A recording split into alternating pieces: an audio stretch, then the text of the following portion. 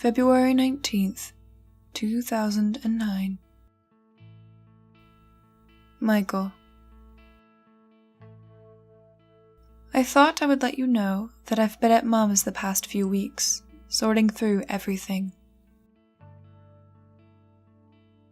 I want to apologize for not saying anything at the funeral. David shouldn't have said what he did, but you've got to understand that he's the youngest and it's been very hard on him.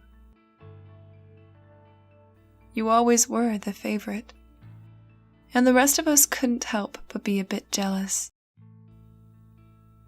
But it still wasn't fair for me to just stand back and let him speak to you like that. And I want you to know that I'd like to try and fix things between us. So I thought I would pass this on to you as just a little peace offering. It's your birth certificate. You'll have to forgive that it's come in an envelope with some other stuff, but it's all dated the year you were born, so it might be relevant. It's just, I didn't have time to go through it all, and I thought you'd at least appreciate having your birth certificate somewhere safe and sound, where you can find it easily. Let me know how things are going out there in Asia, and if there's anything else you'd like me to post over to you, okay? With love from your sister, Sarah Nettleworth. November 16th, 1959. Dear Angela and Liam Nettleworth, I would like to thank you for your gratuitous donation to the institution. However, I must emphasize that the service I and the other archivers have offered to you is unrelated to my day job as the museum's curator. I trust that you realize the actual payment owed to me and my associates at the archives is still due, and that you have not mistakenly made a donation to the wrong institute. Nonetheless, as a sign of good faith, I would like to direct you to a safe at the bottom of the Crossroads Manor found in the Hebrides of Scotland. The manor has long since burned to the ground, but if you are persistent, you will find that a basement still stands, and that somewhere within that basement is a safe. Once the archives have written to me to confirm receipt of your true payment, I will deliver to you the key to the safe. Within that safe are the full 3 volumes detailing the true name of the Shimmering tree. Vocalization of this name will summon the tree. Exact pronunciation is not important, but it is not recommended that you test the limits of common sense. A simple phonetic oration will be satisfactory. I cannot stress to you enough that you will need a third person whose absence from society will not be noticed. Otherwise, one of you will act as the initial host for the tree. You need only look at the desired host during the final page or two of the readings to designate them as the desired vessel, but nonetheless you should be careful not to accidentally designate somebody else. Below you will find a detailed description of the tree compiled from notes found in the archive, although some details have been drawn from my own experiences as an archival observer. The tree is made of bone, muscle, and nervous tissue, and will spring up out of the flesh of whoever has been marked as a host. Its incubation is barely a second in length. The designated individual will stop what they are doing, and occasionally emit a small sigh or groan, suggesting confusion or even just indifference. To the observer, it will then feel like an explosion when the tree emerges from the body, as it is almost always noisy and violently fast. Although it is important to note that what this observer witnessed was not necessarily destructive or staggered, but was instead the smooth and fluid transformation of flesh compressed into a remarkably short period of time. It is not uncommon to vomit during this initial stage of growth. Where anatomically the tree will emerge from and the exact nature of its composition will vary significantly from person to person. The archives note a preference for the torso, but this observer has seen it spring up from an array of other locations. The tree will then take several minutes to grow to full size after the initial growth, and often resembles a fleshy coral. The colors observed can change, but they typically feature metallic purples, blood reds, and putrid greens. This slowed period of growth is the second stage. During this phase, the tree will also assimilate the flesh and tissues of any nearby mammalian species, and if in desperate need, it will also consider the assimilation of lower-order animals such as flies and spiders. During the second phase of rapid growth, it will typically expand to around 16 feet in height, although its exact size can vary considerably. Importantly, the tree has been known to exhibit restraint in certain situations where the necessary construction materials are limited, as it will avoid the complete annihilation of the host if possible. In one case where an infant was the host, the tree grew to only 3 feet in height. The host, meanwhile, will undergo distinct and separate transformations. They will typically fall to the floor, given the force of what is occurring, and lay flat while their nervous material is ejected from their skin as an outward growth. In particular, tendrils will extend farthest from areas of greater sensitivity with the greatest lengths emerging from the fingers, toes, facial features, and genitals. This nervous material will branch out in a fractal pattern, much like the roots of a tree, and make contact with as much of the external environment as possible. During this period, the host will usually vocalize tremendous distress for as long as it is physically possible.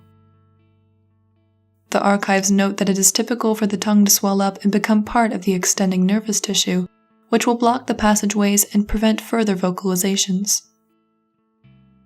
Interestingly, the tree will manipulate the host's structural composition, creating new airways in order to avoid asphyxiation.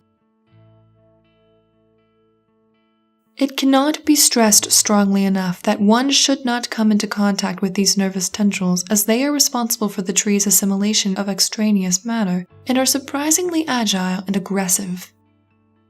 It will usually be necessary to vacate the area and return later once the second stage of growth has stopped.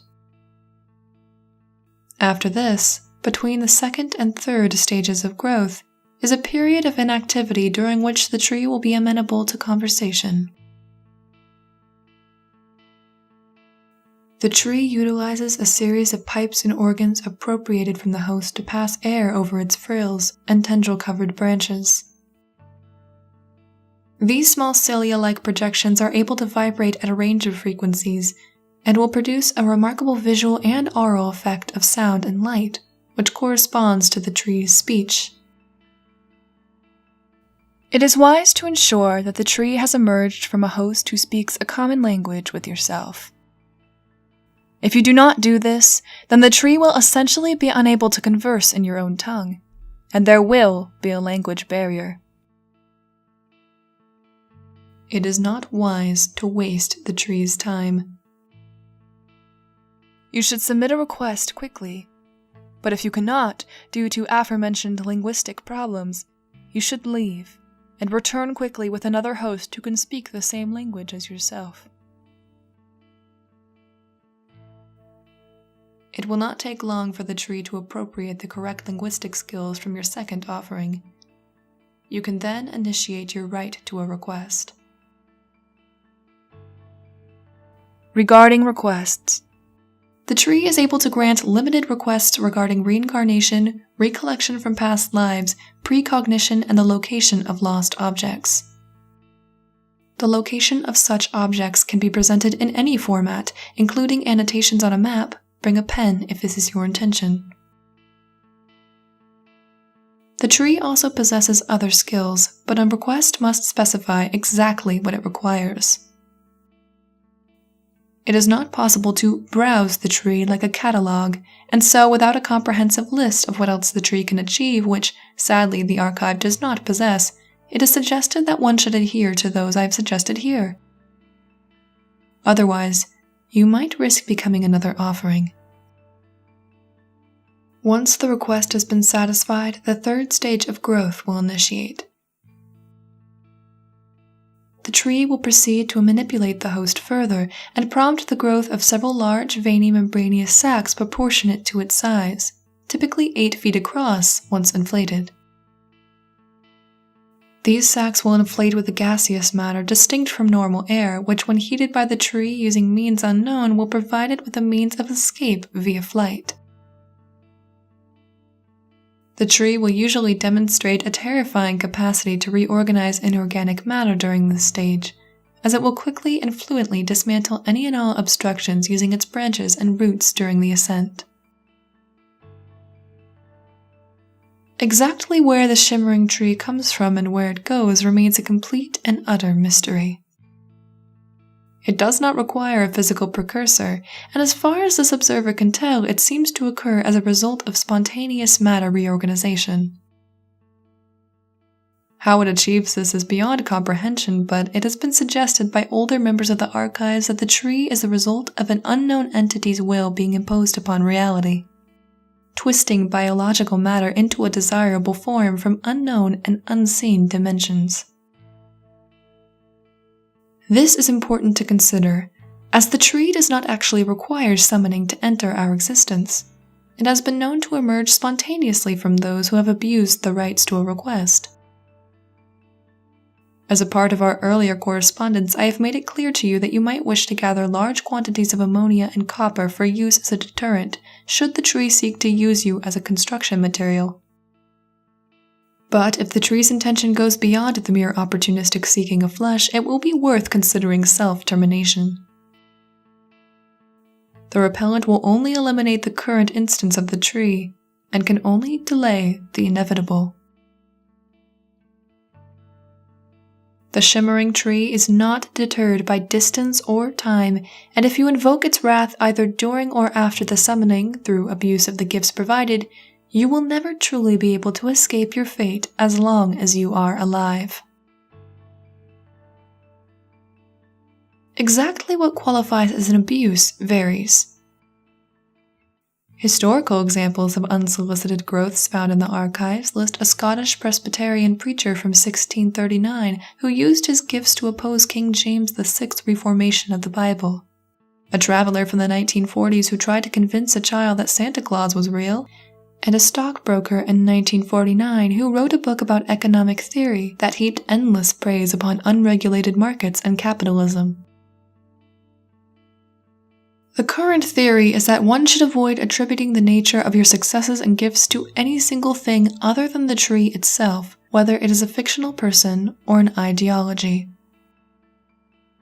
It is well known amongst those who have performed a successful summoning of the tree that one should instead attribute any newfound success or talents to hard work, perseverance, and faith in a higher spiritual power. The ambiguity of this phrase has, so far, never been known to invoke the tree's ire. Finally, I would like to highlight to you that the tree itself, despite the myriad of rules that surround it, is surprisingly amiable and quite conversational. It seems to enjoy the acquisition of knowledge, although it most certainly possesses eclectic and unpredictable tastes. Archives indicate that the tree once engaged in a several-hour-long conversation with a young man regarding the taxonomical classification of sea cucumbers. Do be careful, and don't allow yourself to become enamored, as the tree will not hesitate to assimilate individuals who stray too close, or who have appeared to let their guard down. Ultimately, I wish you luck in your quest, and I sincerely hope that you have the good sense to keep this letter with you and to strictly adhere its advice. Whatever it is you request from the tree, I sincerely hope it brings you the happiness you seek. Yours faithfully, Albert Tillingham. P.S. I have just become aware of the letter that you wrote to me not long ago describing your intentions and potential request. I have decided to amend this note to my letter before sending it in the hopes that it may have some impact. Alas, I simply cannot say whether what you have asked is within the tree's powers to grant, but considering its capacity to manipulate flesh, I imagine that it is. However, the risk of such a request is positively enormous. I am aware of the sheer pain and tragedy you have experienced as a couple, and I must send you my condolences. But I would be derelict in my duties to you, my clients, if I did not highlight the potential for disaster in asking the tree to reverse your miscarriage. I beg you to reconsider.